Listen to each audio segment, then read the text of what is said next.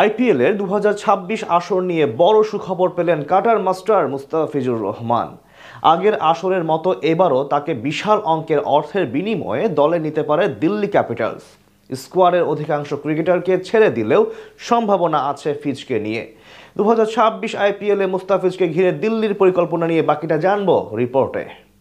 বল হাতে অসাধারণ এক বছর পার করছেন কাটার মাস্টার মুস্তাফিজুর রহমান। চলতি বছর দুনিয়ার সবচেয়ে সফল বোলারদের মধ্যে তিনি একজন। বিশেষ করে টি-20 ফরম্যাটে সেই পুরনো দিনে ফিরে গিয়েছেন বাঁহাতি এই পেসার, যেমনটা নজর এড়ায়নি ক্রিকেট বিশ্বের ফ্র্যাঞ্চাইজিগুলোর। বিশেষ করে আইপিএল এর দল দিল্লি ক্যাপিটালসের নজরে ঠিক আঠার মতো লেগে আছে তার নাম। 2026 মৌসুমের নিলামের আগে তাকে নিয়ে বড় সুখবর দিল শীর্ষ ফ্র্যাঞ্চাইজিটি। তাদের সংক্ষিপ্ত তালিকায় জায়গা করে নিয়েছেন দ্য ফিজ।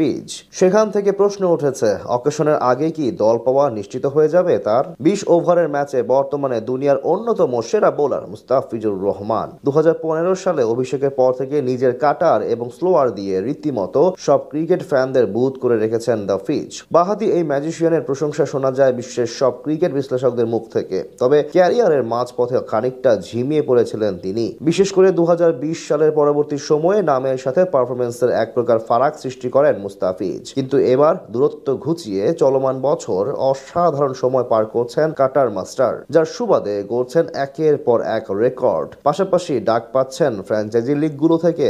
আন্তর্জাতিক ক্রিকেটে অভিষেক হওয়ার থেকে নিয়মিত সুযোগ পান দুনিয়ার শীর্ষ ফ্র্যাঞ্চাইজি টুর্নামেন্ট ইন্ডিয়া প্রিমিয়ার লিগে। গত সিজনে নিলাম থেকে দল না পেলেও ডিরেক্ট সাইনিং এ শেষ দিকে দিল্লির হয়ে দেখা যায় তাকে। ব্যক্তিগতভাবে আসরটা একেবারেই মন্দ কাটেনি কাটার মাস্টারের। 3 ম্যাচে 4 উইকেট শিকার করেছেন তিনি, যার মধ্যে এক ম্যাচে শিকার করেছেন 3 উইকেট। যেখানে বাকি বোলাররা রান দিয়েছেন 2 হাত ভরে, সেখানে ফিজ দিয়েছেন দারুণ কিপটেমির পরিচয়। তাই তার উপর খুশি ক্যাপিটালস ফ্র্যাঞ্চাইজি, যদিও বদলি হিসেবে যোগ দেওয়ায় তাকে রিটেইন করার সুযোগ নেই দিল্লির কাছে। তাই চাইলে মিনি নিলাম থেকে নিতে হবে, আর সেখানেই ফ্র্যাঞ্চাইজিটির সংক্ষিপ্ত তালিকায় নাম আছে ফিজের। ভারতীয় গণমাধ্যমের খবরে জানা গেছে, আগামী 15 নভেম্বরের মধ্যে আইপিএল এর 10 দলকে জানিয়ে দিতে হবে তারা কাদের ধরে রাখবে ও ছেড়ে দিবে। আগামী ডিসেম্বরে হবে আইপিএল এর মিনি নিলাম। তার আগে বেশ কয়েকজন ক্রিকেটার ছেড়ে দেবে দিল্লি ক্যাপিটালস। এমনকি নিজেদের পেস ইউনিট ঢেলে সাজাতে চায় ফ্র্যাঞ্চাইজিটি। সেখানে অবশ্য মুস্তাফিজের দিকে তীক্ষ্ণ নজর আছে তাদের। তাই নিলামে ফিজের প্রতি আগ্রহ দেখাতে পারে ফ্র্যাঞ্চাইজিটি।